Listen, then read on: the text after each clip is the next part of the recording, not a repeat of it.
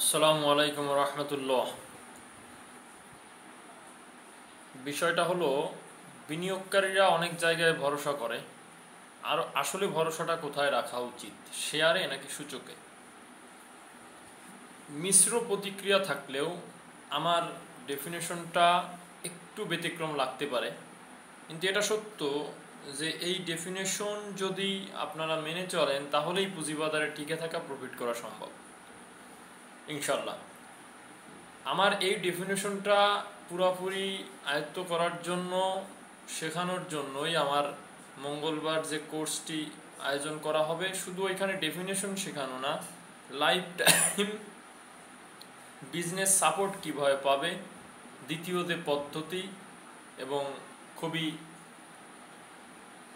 Safe জোনের যে পদ্ধতি, যেখান থেকে পুঁজিবাজার থেকে আপনি আপনার অর্থনৈতিক একটা বিপ্লব নর্মাল ওয়েতে ঘটাতে পারেন। এই জন্য মঙ্গলবার কোর্স এবং কোর্স ফি 12 দিনে 12,000 টাকা। এটা সমালোচনাতে করুক আর না করুক, এটা কোর্সটা করাতে তো 12 দিন সময় লাগবে, অতএব প্রত্যেকের এই ফিটা দিয়েই এটা করা লাগবে। দেখেন, আমি ভিডিওতে চলে যাচ্ছি, যদি কেউ না করতে চায় তা তো ব্যক্তিগত ব্যাপার।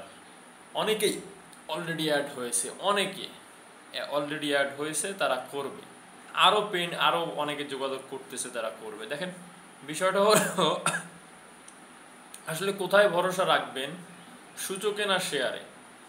এই ডেফিনেশনটা আমি সংক্ষেপে যদি বলতে চাই আপনাদের কাছে, যে মার্কেটে যদি আপনি সূচকের উপরে ভরসা রাখেন, ভরসা রেখে আপনি মার্কেটে বিজনেস করেন, প্রথমেই বললাম আপনি পুঁজিবাজার থেকে কিছুই পাবেন না।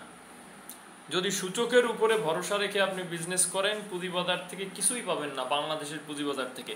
কারণ বাংলাদেশের পুঁজিবাজারটা হলো মেকানিজম ভিত্তিক, গ্যামলার ভিত্তিক এবং কারসাজি চক্রের হাতে অনেকটাই জিম্মি।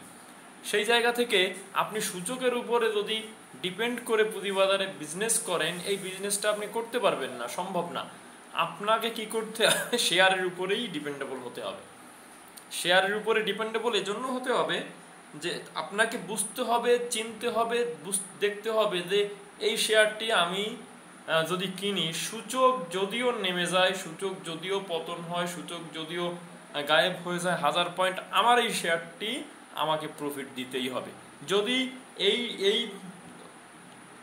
ফর্মুলাটা জানতে পারেন, এই দিকে আপনি অগ্রসর হতে পারেন, তাহলেই পুঁজিবাজারে আপনি টিকে থাকতে পারেন। তাহলে সারসংক্ষেপ কথা কি কি দাঁড়ালো, যে শেয়ারের উপরে ডিপেন্ড করতে হবে, স্পেশাল ভাবে আপনার শেয়ারের উপরে ডিপেন্ড করতে হবে যে কোন শেয়ারটা আমি যদি কিনবো, এবং যেটা কিনলে মাস্ট বি এইখান থেকে আমি প্রফিটেবল হব, সূচকের উপরে আমি ডিপেন্ডেবল না।